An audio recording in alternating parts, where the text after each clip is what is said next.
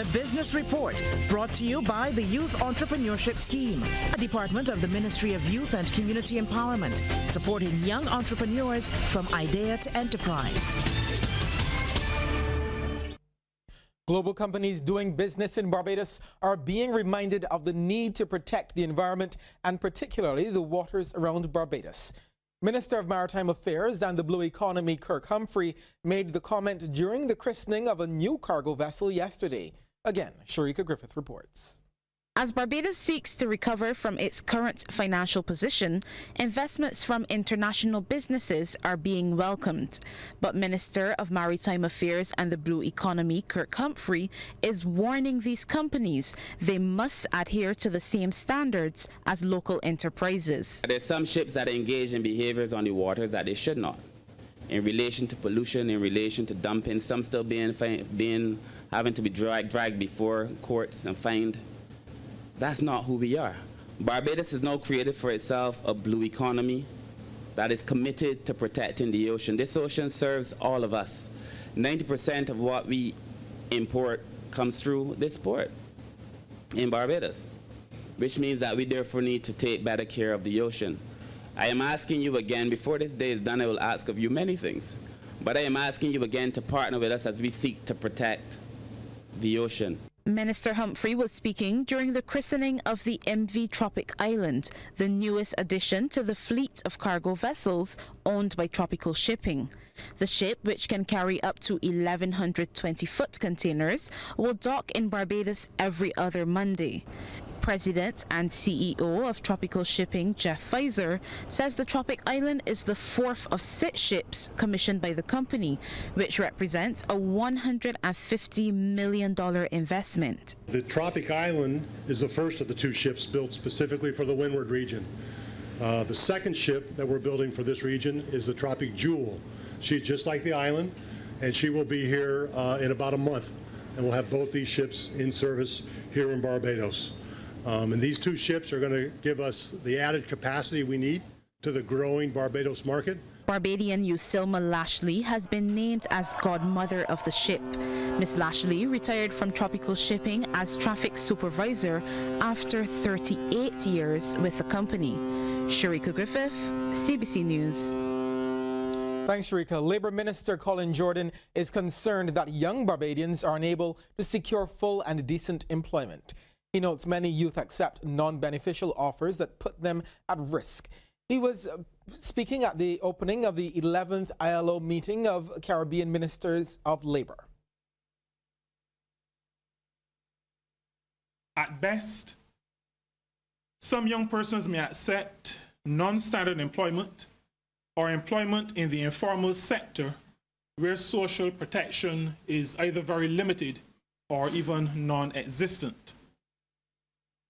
And this is by no means an acceptable best.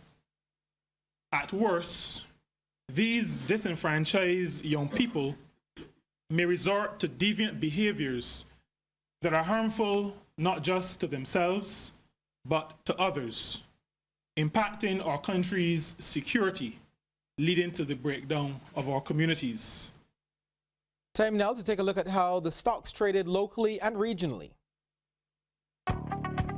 In Jamaica, NCB Financial Group Limited was the volume leader with 1,552,249 units. In Trinidad and Tobago, Trinidad Cement Limited was the volume leader with 86,925 shares changing hands, all for a value of $242,052.40. And here in Barbados, Goddard Enterprises Limited was the volume leader, trading 30,896 shares at $3.25 each. Do you have an idea for a business or have started a business? Are you between 18 and 30 years old? Then you need to contact YES, the Youth Entrepreneurship Scheme. YES is a dynamic network of services creatively packaged for you, the young entrepreneur. YES offers critical, timely business solutions, specialized technical assistance in accounting, legal, and marketing, a practical entrepreneurial training program, and your own youth enterprise officer for one-on-one counseling and mentoring. Contact YES today at 535-3835 and get your business moving. The Youth Entrepreneurship Scheme, Ministry of Youth and Community Empowerment. In international business, Alibaba is well placed to reap the benefits of the trade war between the United States and China. This is according to the company's executive vice chairman, as the Chinese tech company unveiled stronger than expected revenue growth in the last 3 months of its financial year.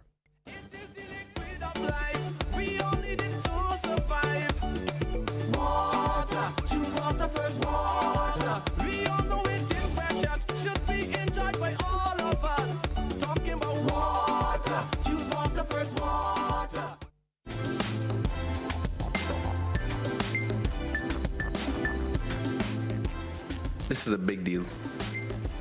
It is with great satisfaction that we gather to acknowledge and celebrate the work entailed in the Water Sector Resilience Nexus for Sustainability in Barbados project. Barbados is indeed fortunate to have benefited from having the Caribbean Community Climate Change Center, also known as the 5Cs, as our accredited entity through which the project was submitted to the Green Climate Fund.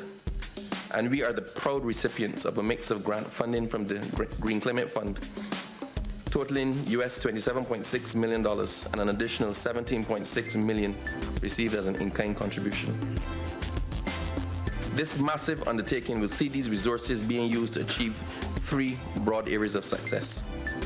1, improve resilience to storm events and the reduction of the carbon footprint of the Barbados Water Authority. 2, building additional resilience specifically to counter the effects of climate change and the disruptions in our local water supply.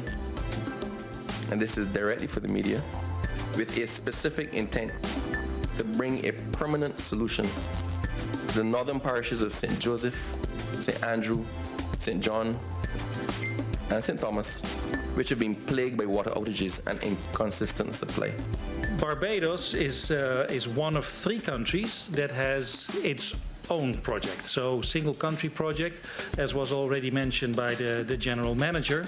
It is also the first country to become operational in this region, and this is a source of pride for Barbados, and it's also a source of enjoyment for us. Thank you very much. This project comes importantly built on many years of work and research. It comes to deliver to people in their everyday lives. And one of the components of the project that I was particularly interested in seeing when I came to service as Minister in the Ministry of Economic Affairs and Investment, the ministry which manages the government's public sector investment program, and so many of these large infrastructure projects, was the RAFF, which is the Revolving Adaptation Fund.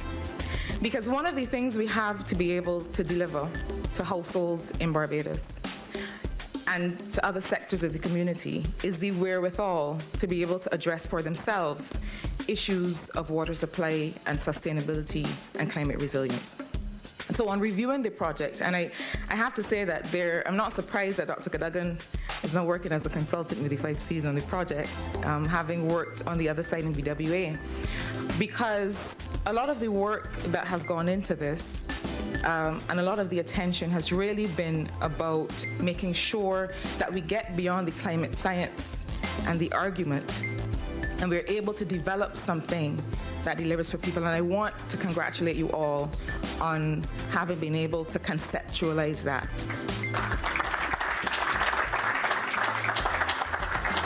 We have to do our part to keep the cost of water affordable so that every sector of our society, including and especially the most vulnerable, always have access to clean, safe, dependable water and an efficient delivery system. This will be effective under this project by enhancing portable water storage systems with the execution of a needs assessment, the installation of portable water systems at homes, the QEH, polyclinics, and schools, and the procurement and supply of additional water tankers. Implementing a rainwater harvesting program at specific public facilities such as schools, community centers, farms, and private homes, and the retrofitting of wells. And lastly, developing a groundwater model for Barbados, and this is coming very, very shortly.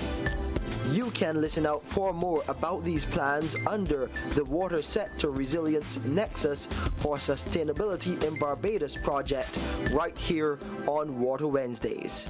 It is the liquid of life. We all need it to survive.